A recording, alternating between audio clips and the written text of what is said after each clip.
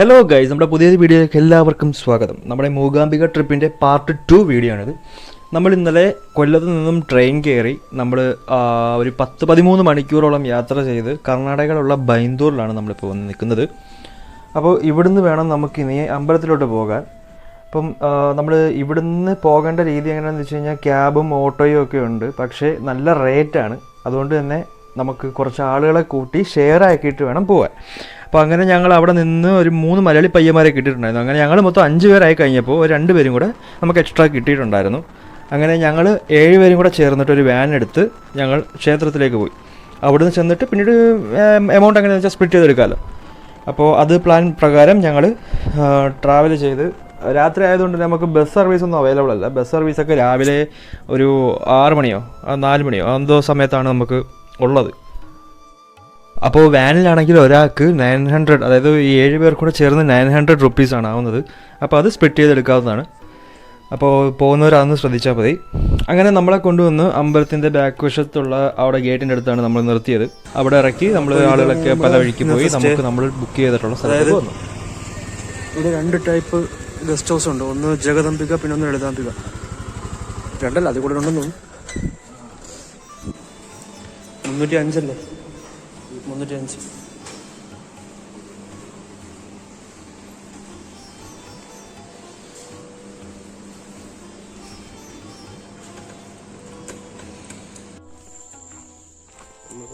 ഇന്ന് നമുക്ക് അമ്പലത്തിലോട്ട് പോയി എവിടെയും പോയിട്ട് വരുമ്പോൾ വൈകുന്നേരം പിന്നെ റൂമ് ചുമ്മാ പിന്നെ രാത്രി വന്ന് കിടക്കാം. 300 രൂപയ്ക്ക് ലാഭം. 300 രൂപയ്ക്ക് ലാഭമാണ്.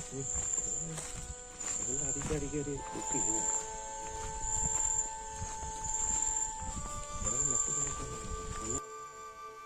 നമ്മൾ റൂമിൽ വന്ന് നേരെ ഞാൻ ഡ്രസ്സ് മാറി നേരെ കിടന്നങ്ങ് ഉറങ്ങി. നല്ല ടയർഡായിരുന്നു. കുറച്ച് നേരം കിടന്നുറങ്ങി. അതിനുശേഷം രാവിലെ 3 മണി 4 മണി സമയത്തേക്ക് വീണ്ടും എണീക്കുകയും ചെയ്തു. ജസ്റ്റ് 1-2 മണിക്കൂറേ ഉറങ്ങിയിട്ടുള്ളൂ. അങ്ങനെ അവിടുന്ന് ഫ്രഷായിട്ട് നമ്മളിനി നേരെ അമ്പലത്തിലേക്ക് പോകണം. അപ്പോൾ അതിന് മുന്നേ ആയിട്ട് ഇവിടെ സൗബർണിക നദിയുണ്ട്. അപ്പോൾ നമുക്ക് അവിടെ നിന്ന് ഇറങ്ങി അവിടേക്കൊന്ന് കണ്ടെന്ന് ഇറങ്ങി കുളിച്ചിട്ട് പോകുന്ന സെറ്റപ്പ് ഉണ്ട്. പക്ഷെ നമ്മൾ കുളിക്കുന്നില്ല. നമ്മൾ റൂമിൽ നിന്ന് തന്നെ കുളിച്ചു. ജസ്റ്റ് കാലൊക്കെ ഒന്ന് നനച്ചിട്ട് പോകാമെന്ന് കരുതി. അങ്ങനെ ഞാനും അച്ഛനും കൂടെ നടന്ന് അവിടേക്ക് വന്നു.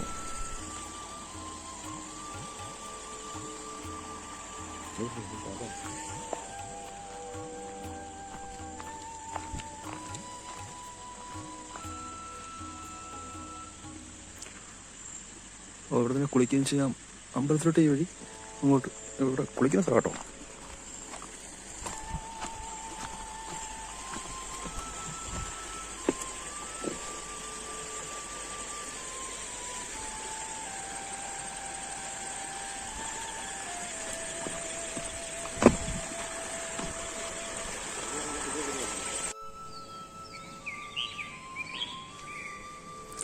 പിന്നെ രാത്രി നമ്മൾ ഇവിടെയാണ് സ്റ്റേ ചെയ്തത്. ഇവിടുന്ന് താഴോട്ട് പോയി കഴിഞ്ഞാൽ സൗബർണിക, ഇവിടെ നിന്ന് നേരെ പോയി കഴിഞ്ഞാൽ നമുക്ക് അമ്പലത്തിൽ പോകാൻ പറ്റും. അപ്പം രാവിലെ തന്നെ ഞങ്ങൾ എണീറ്റ് ഫ്രഷായി. ഇപ്പോൾ ഏകദേശം 5 മണിയൊക്കെ ആയതുള്ളൂ. അപ്പം ഫ്രഷായിട്ട് ഞങ്ങൾ അമ്പലത്തിലോട്ട് പോവാം. അപ്പം അതിന് മുന്നേറ്റ് ജസ്റ്റ് സൗബർണികയിലൊന്ന് പോയി കാലൊക്കെ നനച്ചു. നേരത്തെ തന്നെ അമ്പലത്തിൽ പോകണം. മാത്രമല്ല ഒരുപാട് വീക്കെൻഡ് സമയമായതുകൊണ്ട് ഒരുപാട് ആൾക്കാർ ഉണ്ടാവും. അപ്പോൾ നല്ല തിരക്കുണ്ടാവും. അപ്പം അതുകൊണ്ട് അമ്പലത്തിലോട്ട് പോകാൻ പോവാം. നമ്മൾ രാത്രി വന്നിറങ്ങിയത് അമ്പലത്തിൻ്റെ ഫ്രണ്ടിൽ തന്നെയായിരുന്നു. എന്നിട്ട് അവിടെ നിന്ന് നടന്നിട്ടാണ് ഇവിടേക്ക് വന്നത്.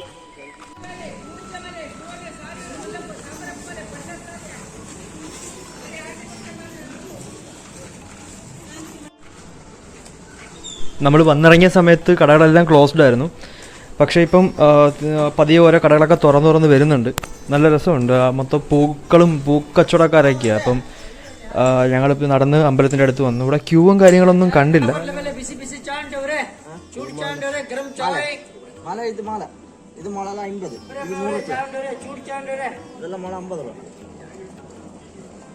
അപ്പോൾ അകത്തേക്ക് കൊടുക്കാൻ വേണ്ടിയിട്ട് ആ ഒരു നേർച്ചയുടെ അതും വാങ്ങിയതിന് ശേഷം നമ്മൾ അകത്തേക്ക് കയറി കഴിഞ്ഞപ്പോഴാണ് അവിടെ എത്രത്തോളം ആൾക്കാരുണ്ടെന്ന് മനസ്സിലായത്. നമ്മൾ ഈ കാണുന്ന ക്യൂ മാത്രമല്ല, അതായത് നമ്മളിപ്പോൾ ഇവിടെ നിൽക്കുന്നിടത്തു നിന്ന് നേരെ അമ്പലത്തിൻ്റെ ബാക്ക് സൈഡിലോട്ട് പോയി കറങ്ങി തിരിഞ്ഞ് വീണ്ടും ഇതേ വഴി കൂടെ ക്യൂവിൽ തിരിച്ചു പോകും. അപ്പോൾ കുറച്ചും കൂടെ ലേറ്റായിരുന്നെങ്കിൽ എത്രത്തോളം ആൾ കൂടിയാണെന്നാണ് ഞാൻ ആലോചിക്കുന്നത്.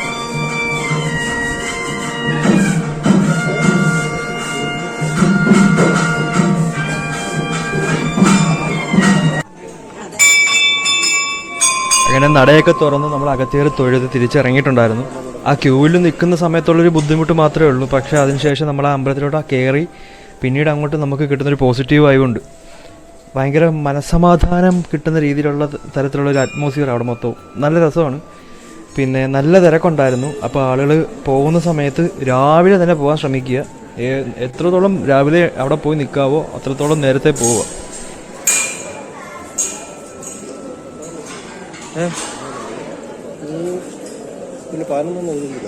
ഇവരുടെ പൂജയൊക്കെ ഉണ്ട് കേട്ടോ. ഇവരെ അമ്പലത്തിൽ വെച്ചിട്ട് അകത്ത് കയറ്റി ഒരു പൂജയും കാര്യങ്ങളൊക്കെ ഉണ്ട്. ആ കൊടിമരത്തിന്റെ ചോട്ടിൽ വെച്ച് നമ്മളിപ്പം അമ്പലത്തിൽ നിന്ന് പ്രാർത്ഥിച്ചിട്ടൊക്കെ ഇറങ്ങി. ഇനി വൈകിട്ട് എന്തായാലും ഒന്നുകൂടെ വരും. ഇനിയിപ്പം എവിടെയും പോയി ഫുഡ് കഴിക്കുക, റൂമിലോട്ട് പോവുക. ഇന്നത്തെ നമുക്ക് റൂമെന്ന് പറയുന്നത് ആക്ച്വലി 9 മണി വരെ ഉള്ളൂ. അപ്പോൾ അവിടെ നിന്ന് ചെക്കൗട്ട് ചെയ്തതിന് ശേഷം വീണ്ടും അടുത്ത ഒരു റൂം നമുക്ക് എങ്ങനെയും കണ്ടുപിടിക്കണം, ഇല്ലെങ്കിൽ പിന്നെ പാടാം.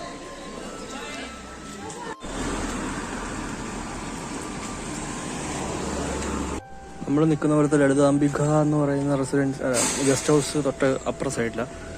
അപ്പം അവിടെ ചോദിച്ചപ്പോൾ അവിടെ റൂംസ് എല്ലാം ഫുള്ളാണ്. അങ്ങനെ പിന്നെ ഇപ്പം ഞാനും അച്ഛനും കൂടെ ഇവിടെ വേറൊരു ലോഡ്ജിലോട്ട് വന്നു. അവിടെ ആളില്ലെന്ന് തോന്നുന്നു. ഇപ്പം തിരിച്ച് നടക്കുക. കാണുന്നിടത്ത് എവിടെയൊക്കെ കയറി നോക്കാം. എവിടെയെങ്കിലും കിട്ടുകയാണെങ്കിൽ അവിടെ റൂം എടുക്കാം. മറ്റിടത്ത് 9 മണിയാകുമ്പോഴത്തേക്കും നമുക്ക് ചെക്കൗട്ട് ചെയ്യണം.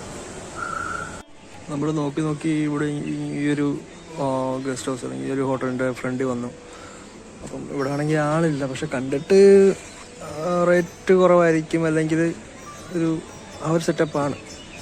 ബാക്കിയുള്ളിടത്തൊക്കെ എല്ലാം ഡിലക്സ് മാത്രമേ ഉള്ളൂ. അപ്പോൾ ഡിലക്സ് മാത്രമാകുമ്പോഴത്തേക്കും നമുക്കാണെങ്കിൽ പ്രത്യേകിച്ചൊന്നുമില്ല. നമ്മൾ ലഗേജ് ഒന്ന് വെക്കുക. ലഗേജ് വെച്ചതിന് ശേഷം നമ്മൾ രാവിലെ ഇറങ്ങിയിട്ട് ഫുഡും കഴിച്ച് പിന്നെ നമ്മൾ കുടജാദ്രി പോകും. കുടജാദ്രി പോയി തിരിച്ചു വരുമ്പോൾ വൈകിട്ടാവും. പിന്നെ ജസ്റ്റ് ഒരു നൈറ്റ് ഒന്ന് കിടക്കണം, അത്രേ നമുക്കുള്ളൂ. വൈകിട്ട് അമ്പലത്തിൽ വീണ്ടും പോവും, പിന്നെ വീണ്ടും വന്ന് കിടക്കണം. നമുക്ക് അത്രേ ഉള്ളൂ. അപ്പം പിന്നെ വലിയൊരു റൂമിൻ്റെ ആവശ്യമില്ല. പിന്നെ രാവിലെ ആകുമ്പോൾ വീണ്ടും എണീറ്റിട്ട് നമ്മൾ വേറെ അടുത്ത സ്ഥലത്തോട്ട് പോകും. ഇവിടെ കിട്ടുമെന്ന് നോക്കട്ടെ. അപ്പോൾ ഇവിടെയാണ് നമ്മൾ സ്റ്റേ ചെയ്തത്. നമ്മൾ രാത്രിയിൽ വന്ന് സ്റ്റേ ചെയ്തതിൻ്റെ താഴെ തന്നെ ഒരു റെസ്റ്റോറൻറ്റും ഉണ്ട്. അപ്പം അച്ഛൻ പറഞ്ഞു നമുക്ക് അവിടെ നിന്ന് ഫുഡ് കഴിക്കാമെന്ന്. അങ്ങനെ ഞങ്ങൾ അവിടെ കയറി ഓരോ സെറ്റ് പൂരിയും പിന്നെ ഒരു ചായയും വാങ്ങി കഴിച്ചു. പിന്നെ അറിയാലോ, ഈ ഒരു ഏരിയയിലേക്ക് ഈ ഉടുപ്പി പിന്നെ മൂകാംബിക അല്ലെങ്കിൽ അങ്ങോട്ടുള്ള ഭാഗങ്ങളിലൊക്കെ ഉള്ള ഫുഡുകൾക്കൊക്കെ ഒടുക്കത്തെ ടേസ്റ്റ് ആയിരിക്കും. ഇപ്പം പൂരി ആയാലും ദോശ ആയാലും ഇഡലിയൊക്കെ ആയാലും ഇഡലിയുടെയൊക്കെ സോഫ്റ്റ് എന്ന് പറഞ്ഞു കഴിഞ്ഞാൽ നമ്മൾ സ്പൂൺ തരും. അവർ സ്പൂൺ വെച്ച് ഇഡലി കോരി കഴിക്കാം, അത്രയ്ക്കും സോഫ്റ്റ് ആയിരിക്കും. അതേപോലെ തന്നെ നല്ല ടേസ്റ്റ് ഉണ്ടായിരുന്നു. അപ്പം വരുന്നവർ ഒരിക്കലും മിസ്സാക്കരുത്, ജസ്റ്റ് ഒന്ന് ട്രൈ ചെയ്യണേ. ഞാൻ ഇതിൻ്റെ അകത്തുനിന്ന് ഫുഡ് കഴിച്ചുകൊണ്ടിരുന്നപ്പോഴാണ് ഈ ഒരു വ്യൂ ഇല്ലേ, നിങ്ങൾ എവിടെയെങ്കിലും കണ്ടിട്ടുണ്ടോ? സംഭവം മൂകാംബികയാണ്. നമ്മുടെ അരവിന്ദൻ്റെ അതിഥികൾ മൂവി ഷൂട്ട് ചെയ്ത സ്പോട്ടാണ്. പക്ഷെ അതിനകത്ത് വനൊരു ഹോട്ടലിൽ നിന്ന് ഇറങ്ങി വന്നിട്ട് ബസ്സുകൾ വരുമ്പോഴത്തേക്കും പോയി വിനീത് ശ്രീനിവാസൻ പോയി ആളുകളെ വിളിക്കുന്ന സ്ഥലം അത് ഈ ഏരിയ. നമ്മൾ നിന്ന ഒരു ലോഡ്ജിൻ്റെ തൊട്ടിപ്പുറത്ത് തന്നെയാണ് ആ ഒരു ഹോട്ടലും വരുന്നത്. അവരുടെ തന്നെ റെസ്റ്റോറൻറ്റാണ്. അപ്പം നമ്മളിപ്പം ചെക്കൗട്ട് ചെയ്ത് ഇറങ്ങി 9 മണിയായി. പിന്നെ ഇവിടെ നമ്മൾ നേരത്തെ ചോദിച്ച സമയത്ത് അവർ പറഞ്ഞതെന്താണെന്ന് വെച്ച് കഴിഞ്ഞാൽ നമ്മുടെ ലഗേജൊക്കെ വേണമെങ്കിൽ നമ്മുടെ അപ്പുറത്ത് മറ്റേ ജഗദംബിക എന്ന് പറയുന്ന ആ ഗസ്റ്റ് ഹൗസിൽ കൊണ്ടുവെക്കാം. അവിടെ ലഗേജ് സൂക്ഷിക്കാനുള്ള സ്ഥലമുണ്ട്. എന്നിട്ട് നമ്മൾ പോയിട്ട് വൈകിട്ടൊന്ന് വന്ന് നോക്കി. വൈകിട്ട് വന്നാൽ ചിലപ്പോൾ റൂം കാണുമെന്ന് പറഞ്ഞു. അപ്പോൾ അങ്ങനെയാണെങ്കിൽ അതായിരിക്കും നമുക്ക് കുറച്ചുകൂടെ ബെറ്റർ എന്ന് നോക്കി നമ്മൾ അതനുസരിച്ചായിരിക്കും നമ്മൾ ചെയ്യുന്നത്. അപ്പം എന്തായാലും ഇവിടുന്ന് ചെക്കൗട്ട് ചെയ്തിട്ട് ജഗദംബികയിൽ പോയി ബാഗൊക്കെ വെക്കാം, എന്നിട്ട് കുളജാദ്രി പോവാം.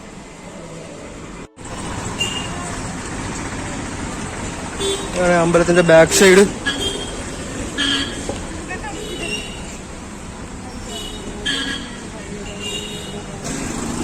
നമ്മൾ ജഗദംബികയിൽ കൊണ്ട് ചെന്ന് ബാഗൊക്കെ വെച്ചിട്ട് തിരിച്ച് ഇനി ജീപ്പൊക്കെ എഴുതുന്ന സ്റ്റാൻഡിലോട്ട് പോകണം. അവിടുന്ന് കുടജാദ്രി പോകണം. 8 വരെ ഉണ്ടെങ്കിൽ ആ വണ്ടി എടുക്കത്തുള്ളൂ. അപ്പം അതുവരെ നമ്മളവിടെ വെയിറ്റ് ചെയ്യണം.